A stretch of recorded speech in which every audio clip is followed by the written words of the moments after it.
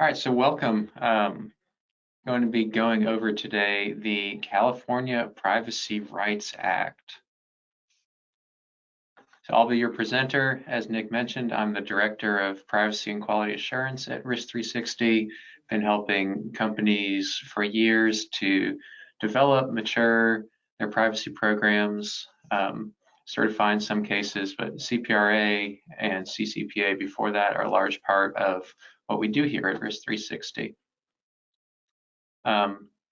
Also a CPA background, fellow of information privacy through the IAPP. Just been 5+ years working in the privacy space. So what are we going to go through today? First, we'll talk about what is the CPRA. So where did this come from? Who does it apply to? What are the compliance requirements? Finally, what can someone do today to prepare for the CPRA? Let's jump in. What is the CPRA? CPRA is a successor to the California Consumer Privacy Act. Many of you will recall passed, I think, 2018 and went into force January 2020. Well, then right away, a gentleman out of California, Alistair McTaggart, spearheaded a ballot initiative. It passed in the November 2020 election, and it created the California Privacy Rights Act. So I think that's important context. When you look at these laws coming out of California, they're spearheaded by consumers, in this case actually written by consumers. So they very much have that influence to them. You know, what should a consumer expect a company to do when it comes to privacy? So a couple of things about the CPRA.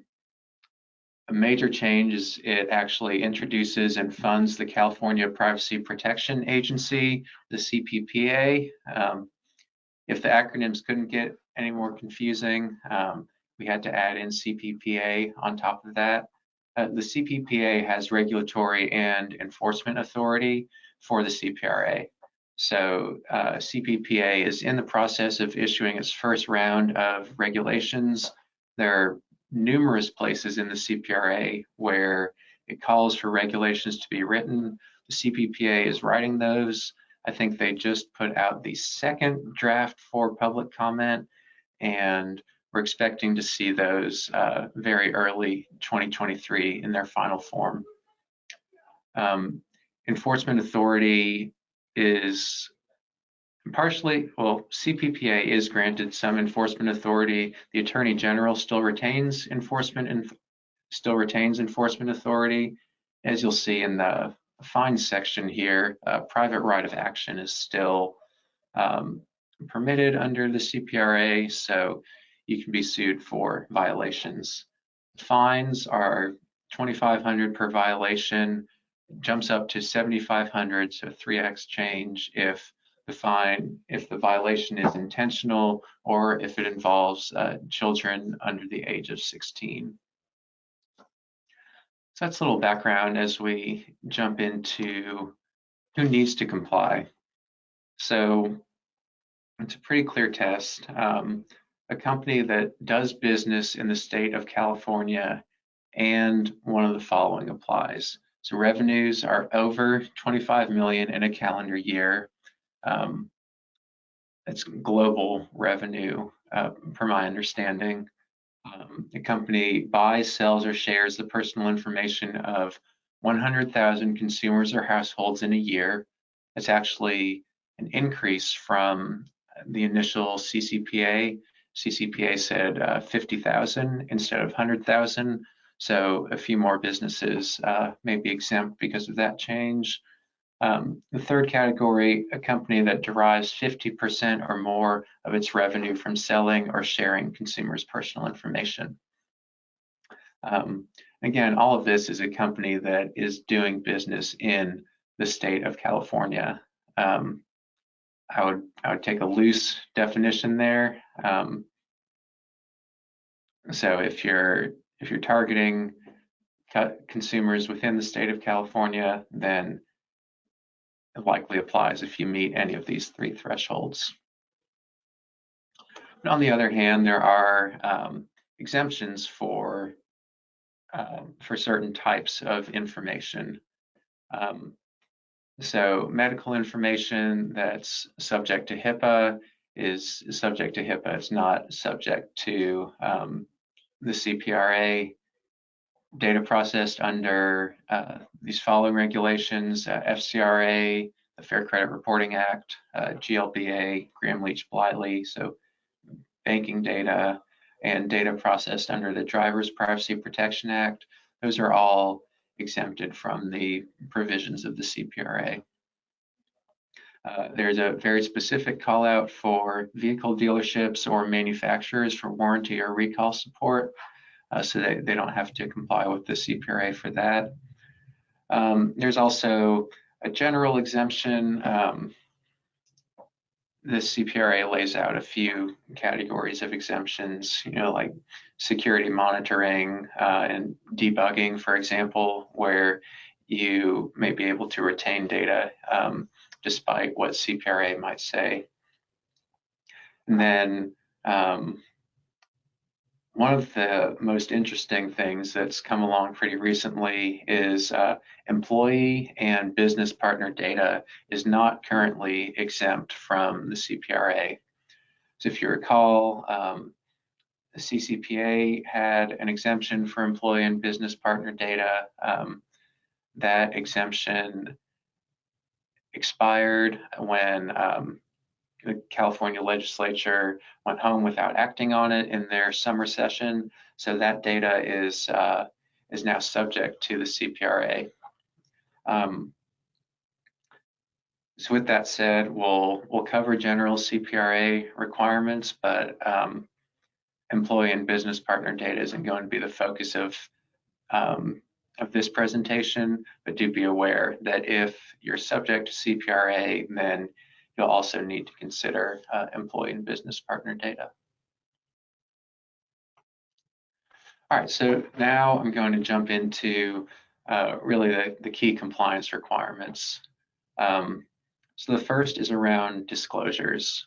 You may recall from CCPA, a lot of companies have added a specific section in their privacy notices for if you're within the state of California, these rights apply to you. So this expands on those disclosures. What needs to be disclosed? First, the data that's being collected, as well as the purpose of processing for the data. This will be familiar if you've dealt with GDPR before. In addition, intended retention periods. It's another callback to GDPR. We'll talk about in a little bit how the CPRA is approaching retention periods. Whether data is sold or shared, we'll talk a lot about how CPRA is defining sales and sharing of data, but that needs to be disclosed within the privacy policy, as well as if you sell or share data, there are probably additional website links and conspicuous disclosures that need to be made. And then the final aspect of disclosures, financial incentives related to data collection. So CPRA gets into some detail on the ability to offer incentives for data collection and how those need to be disclosed.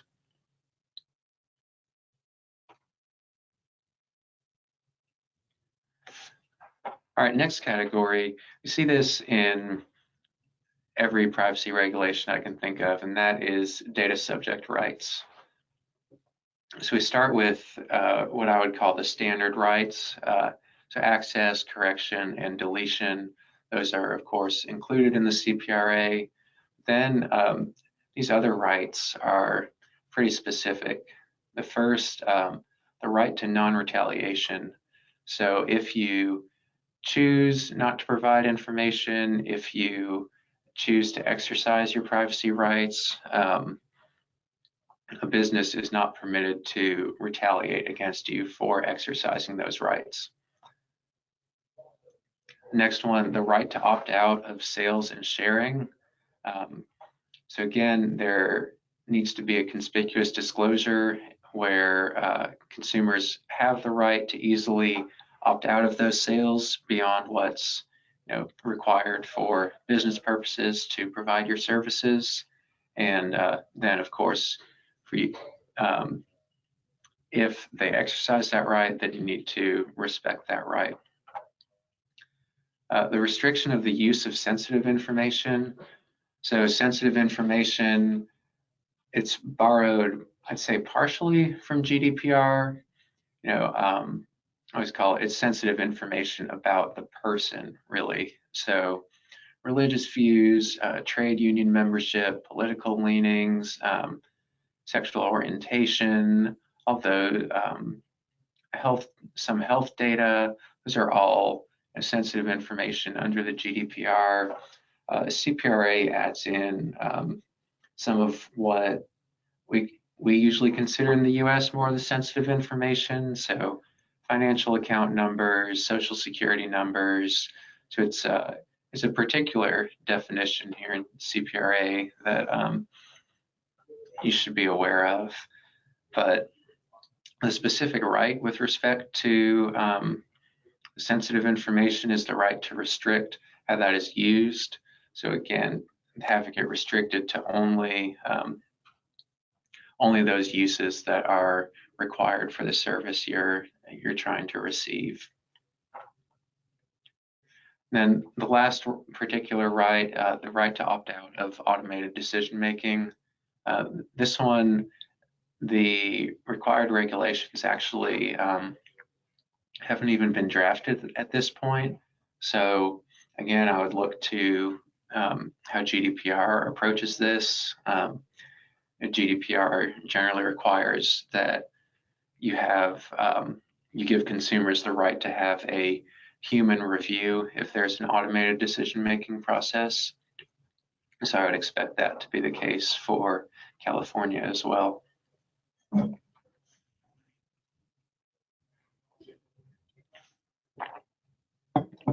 right, so let's talk about data sharing and sales, because this is a really big piece of the CPRA.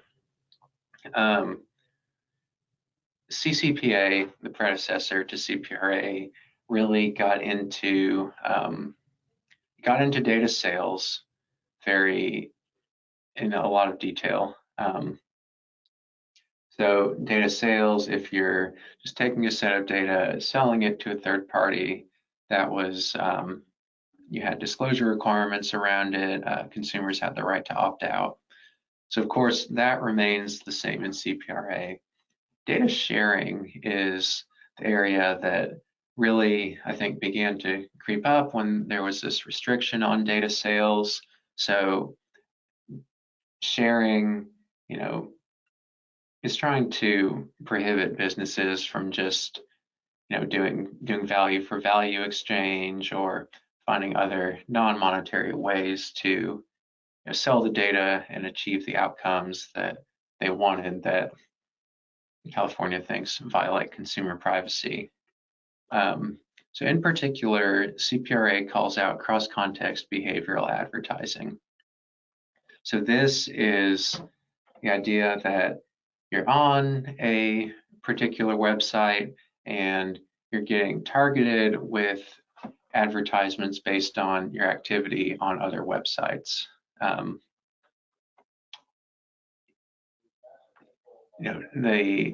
The targeting is not based on your particular interactions with the site you're on. So, if you performed a search for flights to Orlando, and then all of a sudden you're on another website and you see advertisements from Disney, you see advertisements from hotels in Orlando, that would be considered cross-context behavioral advertising. And CPRA is very explicit. Cross-context behavioral advertising is considered a sale or sharing of data, so it needs to be disclosed and consumers need to be given the right to opt out there.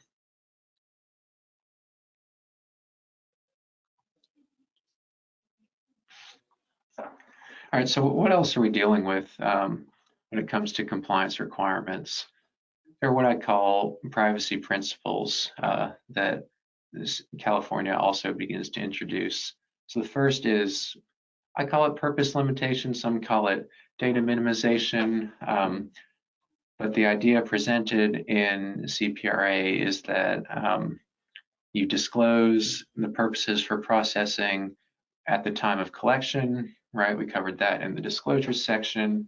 And once you've disclosed those purposes, those are the only purposes that you're allowed to use that particular data for. Of course, it's challenging to determine if you have new purposes for processing, are those in line with consumer expectations, with the relationship between you and the consumer and what they would expect under the circumstances. This is something that's being hashed out in the regulation writing process right now, but the general rule will still apply. You have to restrict your use of data to only the purposes for which you collected it. Next element, necessity and proportionality. So all your processing actually has to be necessary for the purpose that you're trying to achieve, and in a proportional and reasonable manner. So the example you might consider is you have a facility. There are a lot of ways to secure the facility, but if there's not a lot of valuable equipment in the facility, then is it proportional to require, say, a retinal scan in order for someone to enter the facility? That's kind of the principle of proportionality, and this is defined in the CPRA. So something that businesses now have to think of. Then the third principle, storage limitation. So I mentioned data retention earlier. California, like GDPR, is pushing companies to actually define how long data is going to be stored for, or how that period is going to be determined. And then, of course, once you determine that, actually technically enforcing it.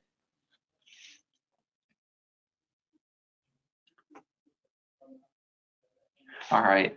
So this next category is maybe the most complicated element of the CPRA.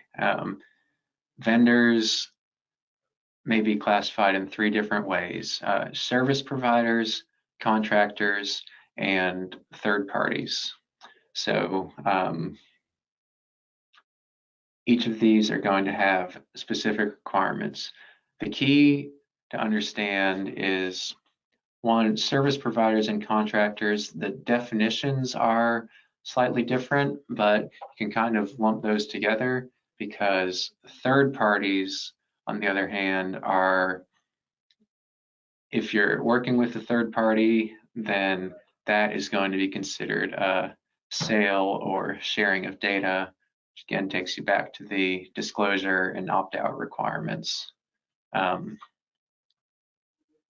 So the service provider, this is generally what you would consider a processor or sub-processor, companies that are receiving information, processing it on your behalf under a contract.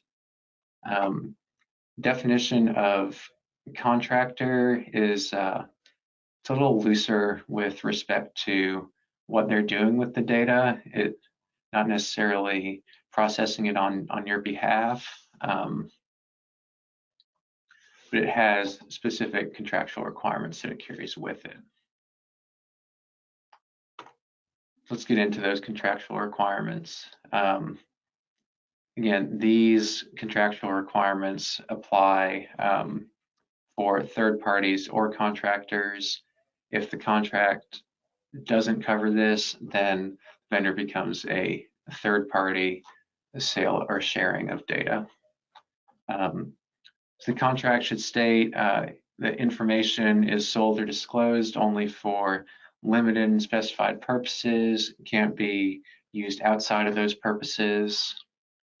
The counterparty to the contract must agree to comply with the CPRA, provide data protection in accordance with the CPRA, notify the business if it can no longer meet its obligations under the CPRA. Contractors actually have to certify that they understand the CPRA and what they're agreeing to. Fourth item, so business entering into the contract must be able to take reasonable and appropriate steps to ensure that the contracting party is using the information properly. So basically a right to audit clause, and that is specific to contractors. And then, like I mentioned, the contractor must state that they understand the restrictions. So again, I wanted to be very clear on this because of the effect it has on disclosures. These all need to be included in vendor agreements for the vendor to be considered a service provider or a service provider or a contractor.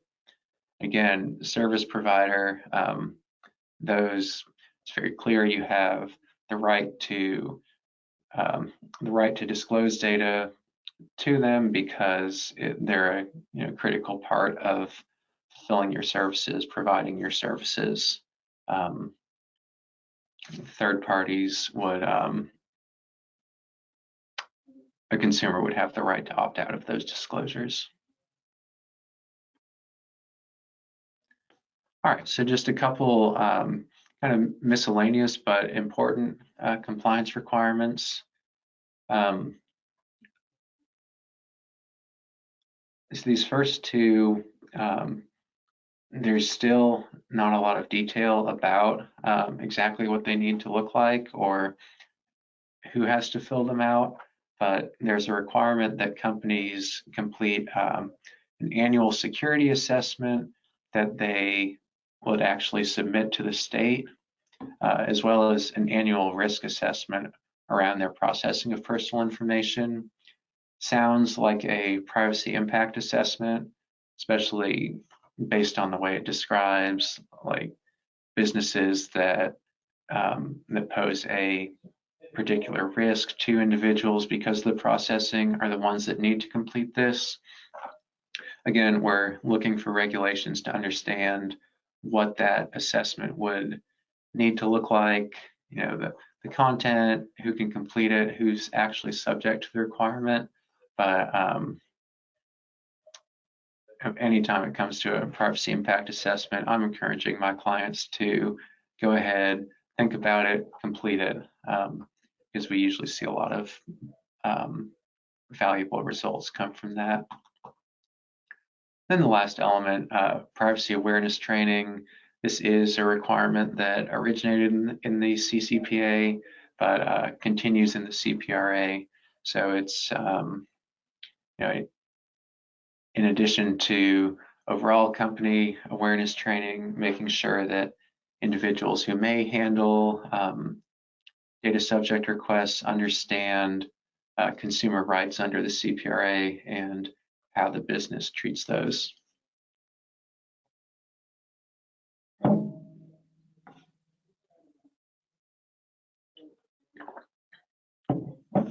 All right, so what should a business do today to get ready for the CPRA? I guess I haven't mentioned to this point, but CPRA comes into effect on January 1st, 2023. Enforcement was expected to begin July 1st, 2023. It's unclear if there will be an extension to that because the CPRA regulations have been delayed, but hopefully these are things within the next month and a half you can begin to think about and get ready for the CPRA. So the first is a review of the privacy policy. So one, is it up to date? In particular, the data you're collecting and why you're processing it. We work with a lot of startup companies that can change very quickly for them. It's hard for them to make sure that they're on top of updating their privacy policy as much as they're changing their business and changing the data that they collect.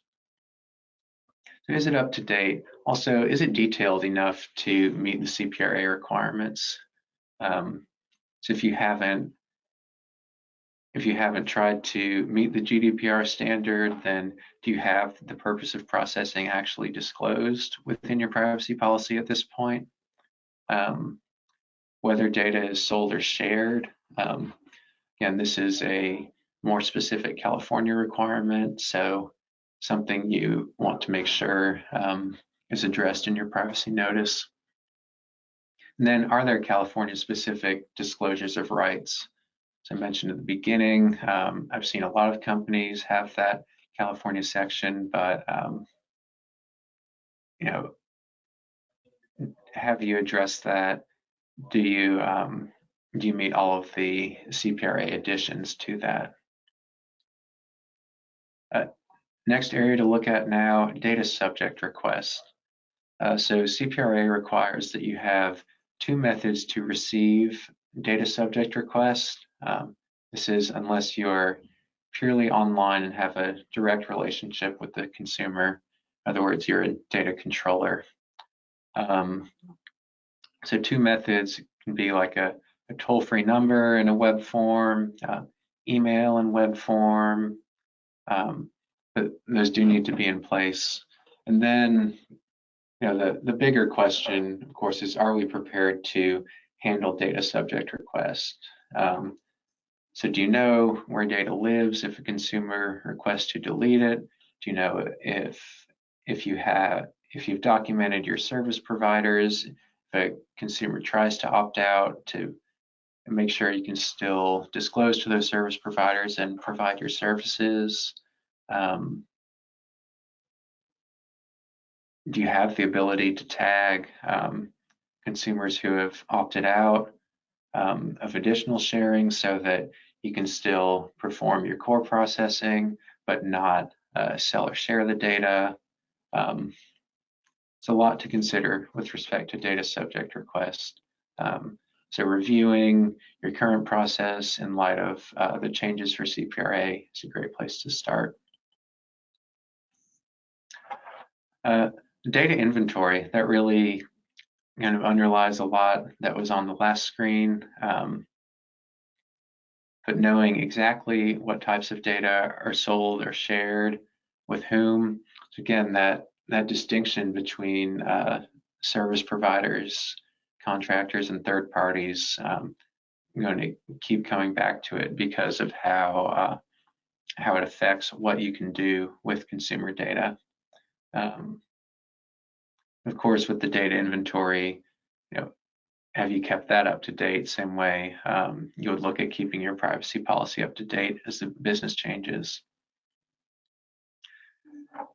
And then I'll mention it one more time, vendor contracts. So are your vendor contracts in line with those new requirements to make sure that you meet the classification you want for your vendors? And we saw there are greater requirements for service providers and contractors to certify that they understand their obligations, that they agree to only process data for limited purposes. So are those vendors really ready to sign something like that? Do you trust them to meet those provisions? So are they ready for CPRA?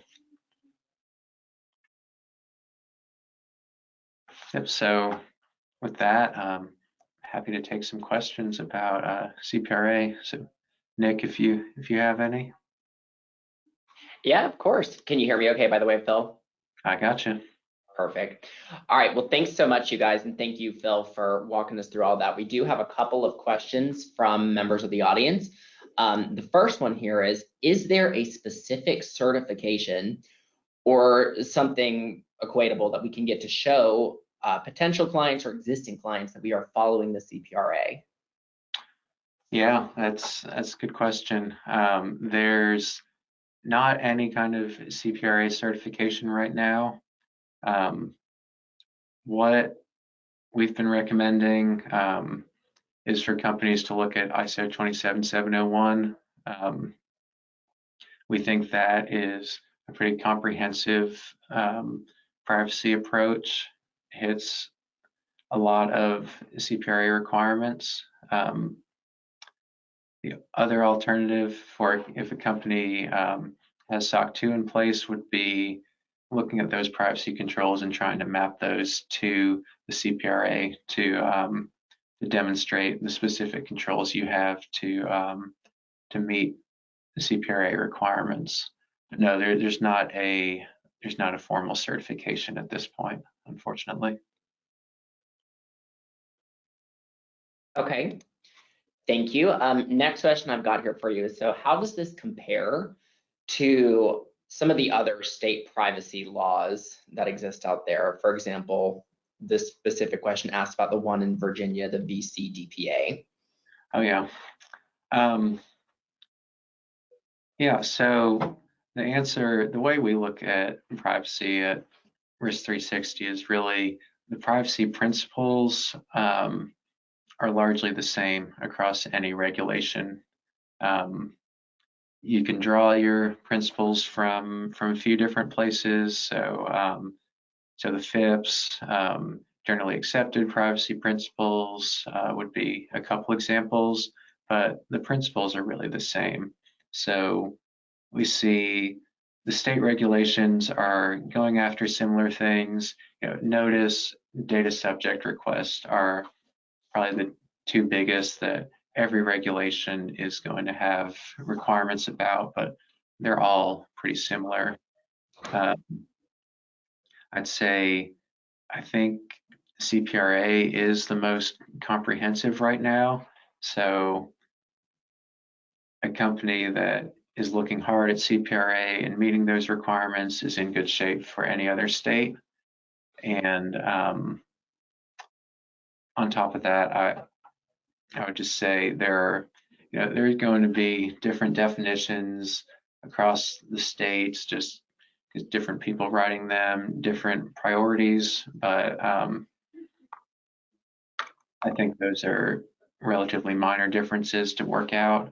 And looking at CPRA as the most comprehensive, looking at privacy principles is a great approach to be ready for any state regulation right now.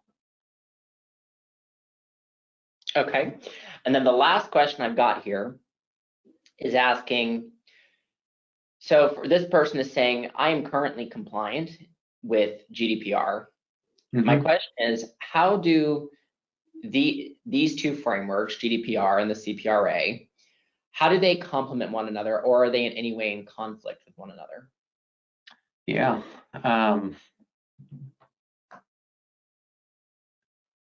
So immediately when I started looking at CPRA when it passed, it's clear like there's a lot that CPRA borrowed from GDPR, which I think is a good thing. It shows the value and kind of enduring nature of the GDPR principles. So in a lot of ways, they are very closely aligned. The focus on sale and sharing of data as something that's particularly restricted would be something that's unique to California.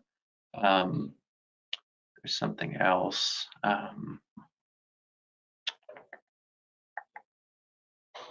What else? Sensitive information. It's defined differently, treated slightly differently between the two statutes, but they're going after the same thing, that if you're collecting this kind of information, you need to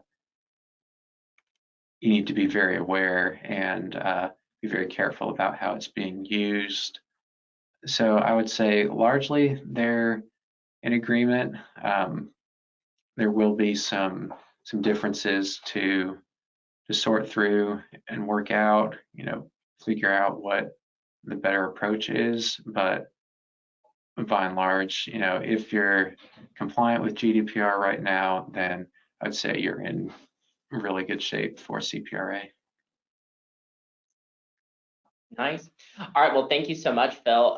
Thank you to everybody who took the time to join today's webinar. I did just want to let you guys know that if you guys are looking for any additional information on the CPRA or any other of our services, you can actually go to risk360.com to our resources page. We have a ton of free resources available on there in the form of white papers, ebooks, worksheets, videos, blog content, and more. So be sure to go check that out. And that's all for today. So thank you so much. Thank you again, Phil. We'll see you next time. Thank you, everyone.